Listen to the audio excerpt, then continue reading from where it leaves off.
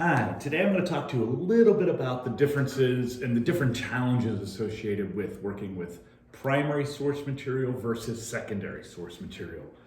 When we talk about primary sources, typically we are talking about just that primary, the first sources about a different time period. Usually that means someone who lived during that same time frame. Someone who may have experienced the events that they're discussing firsthand. However, we also have things that we've considered primary sources as the first people to write about something. For example, the first Greek historian, Herodotus, didn't experience the Persian Wars firsthand, and yet he is still considered a primary source since he is the first one to take the events and write about them. Secondary sources are those sources that take the different primary sources, the different evidence, pull them together and create their own narrative accounts. You worked with two secondary source historians in week one, in Howard Zinn and Larry Schweikart. We will talk again a little bit today about some of the challenges that they pose, but maybe we'll actually start with that. I have a couple of a good secondary source books about the Roman Empire, one of the topics that I teach about. And as we saw with Zinn and Schweikart, when you are looking at a secondary source, it's important to understand who the historian is who's writing, what their background is, and potentially what types of things they are looking to prove. This allows us then to look at their material maybe a little more critically. It doesn't mean that they should be tossed out as biased, but to understand an historian's background and perspective is crucial in really kind of being able to evaluate the merit of their work.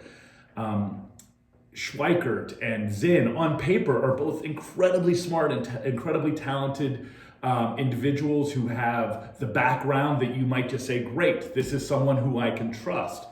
But then you see when they approach a topic like Columbus in week one, they come to two very different conclusions. Well, how can that be if they're both trustworthy sources?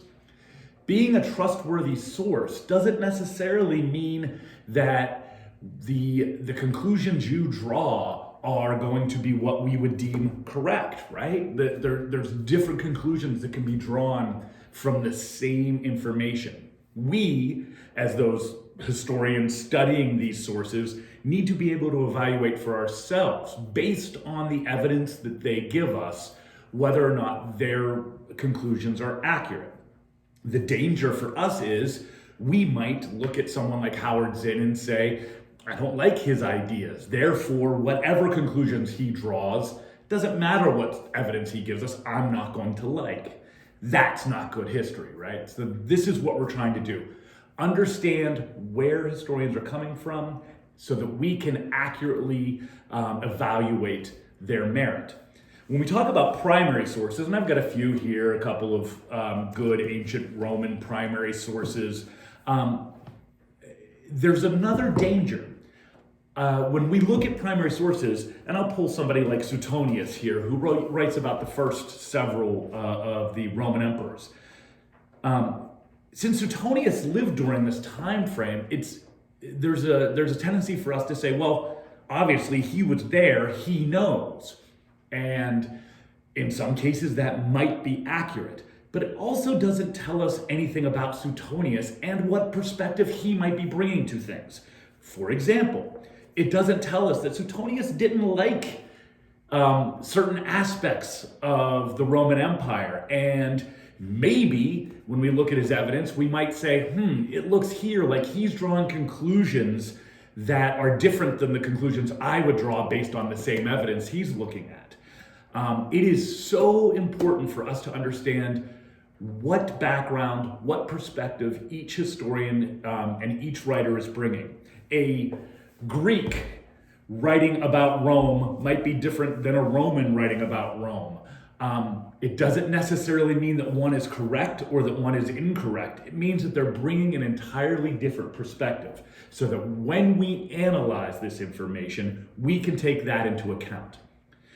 In most of your first week assignments, I, in your feedback, wrote, it would be awesome when you talk about Zinn and Schweikart to tell me what evidence you were using to draw the conclusions you did, right? So this is what we're trying to do.